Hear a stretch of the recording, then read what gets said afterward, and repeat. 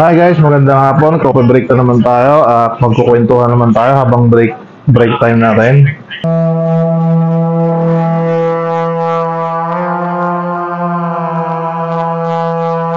So narinig nyo ba yung walang kikilos ng masama, hold up to? Narinig nyo lang lagi sa pelikula, sa mga movie na tungkol sa mga action movie na tungkol sa hold upan, di ba? Narinig na natin yan. Napag-isip-isip ko lang, meron bang kilos na mabuti? Halimbawa, hino-hold up ka, masasabi ba natin kung ano yung mabuting kilos doon at yung masamang kilos? Kaya parang hirap. Unang-unang tanong, ang masama doon yung yung hold up kasi hold upper nga siya eh. Siyempre, siya ang kumikilos ng masama doon. Eh, ba't niya sabing walang kikilos ng masama eh? Masama na nga yung ginagawa niya. Masama yung kinikilos niya. Anyway, ang topic natin ay hindi naman kung anong mabuti at masamang gagawin pagka during hold up. Ang topic natin ay ano yung mga pwede nating gagawin pagka tayo ay hino-hold up. Una, yung mga tinuturo ko sa martial art, kung kaya mo at malakas ang loob mo, kaya mo lumaban, dilabanan mo. Halimbawa, mag-isa lang siya. Pero kung anong hold up sa inyo, halimbawa, tatlong tao, puro naka M16, nakatutok sa mukha mo lahat. Parang hirap naman, di ba? Pero imposible naman mangyari kasi ang makakabili ng M16, siyempre mataas na rin yung mga organized crime na yun. Ang hold up yun ng mga bangko, bus, malabo mo ng malabanan yun. Ang pwede mo ng labanan yung mga tutok kalawit, di ba? Na-discuss ko na yan kung ano yung tutok kalawit. Pag ino-hold up ka, ano ba yung pwede mong gagawin?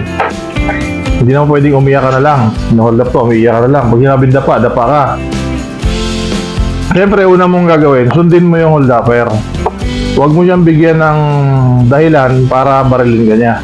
Yung baril ng hold upper, pamproteksyon niya lang yung sa sarili niya.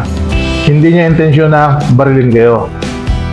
Not unless kung inside job, kung kakilala niyo yung nang hold up, halimbawa, bangko,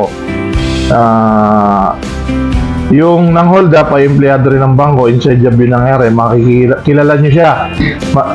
Ibig sabihin, nagkaroon ng investigasyon, magkakaroon ng lead kasi mga testigo kayo. Kilala niyo kasi yung nang hold up.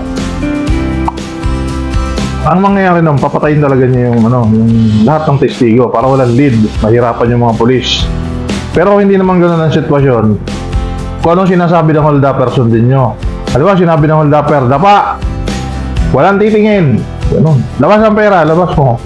Labas ang pera. May mga naman, defense mechanism naman yung bangko. May mga alarm system yun. May delay, time delay, mga gano'n.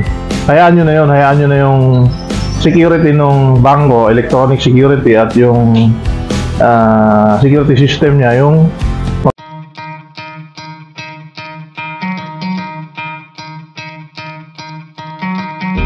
trabaho. Hindi nyo na yung trabaho na ipagtanggol yung bangko. Kung halimbawa, nasa loob ka ng bangko, inabutang ka, doon ka nag-withdraw or nagdi-deposito, inabutang ka ng ganong sitwasyon, yun yung pwede mong gawin. Sundin mo yung inuutos nung hold upper. Huwag mong bigyan siya ng reason na barilin ka.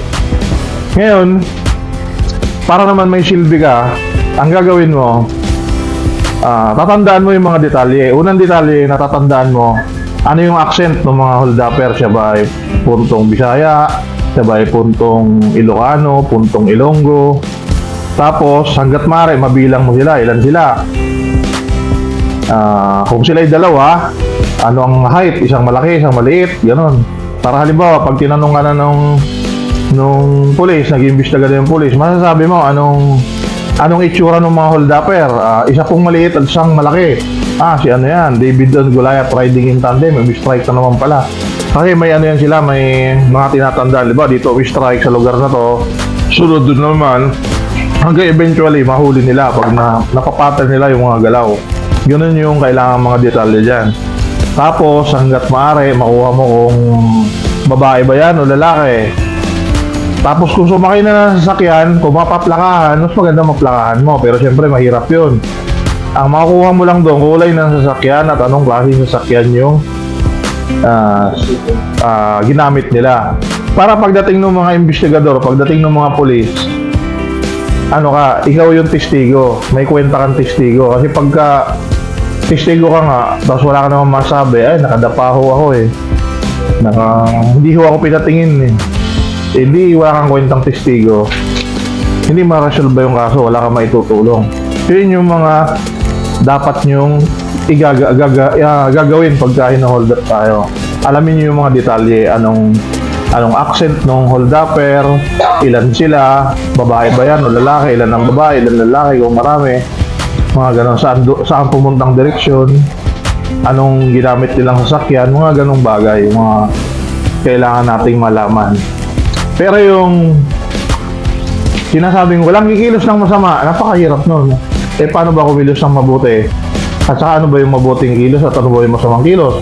So yun yung mga katanungan natin doon na ang hirap sagutin. So hanggang sa muling pagkakapi natin, maraming salamat.